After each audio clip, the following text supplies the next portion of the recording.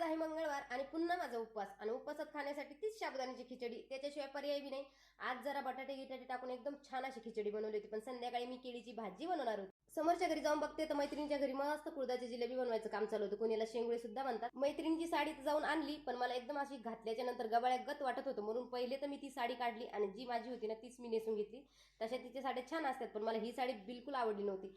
त्यानंतर देवीच्या आरतीसाठी गेलो होतो, आरती करून आलो. तसं तर रोज आरतीला जायच्या अगोदर मी थोडाफार स्वयंपाक करून ठेवते, पण आज माझं काहीच झालं नव्हतं, म्हणून पटकन तिथून आले आणि लगेच स्वयंपाकाला लागले. जसं की मला आज केळीची भाजी बनवायची होती.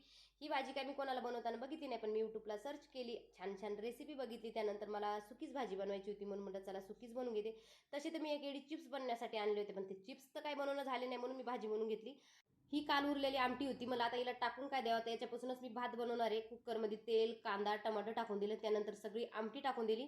कधी कधी आपल्या डोक्यामध्ये एक चालतं ना, आपण एकच करून ठेवतो. आता इथं मी सगळे तांदूळ डब्यातले पातेल्यात टाकून घेतले होते, पण सगळे कधी टाकायचे नसतात, थोडंफार का होईना डब्यात ठेवायचं असं म्हणून परत डब्यात टाकून दिले.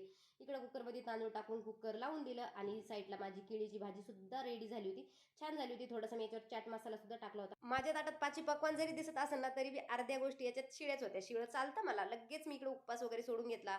त्यानंतर म्हणलं चला पटापट भांडे गिंडे घासते. पाहते तर पाणीच नव्हतं, पण बाहेर ड्राम भरलेला होता, म्हणून बाहेरूनच पाणी आणलं, भांडे वगैरे धुवून घेतले. चला तर सर्वांना बाय. श्री स्वामी समर्थ. परत भेटूया.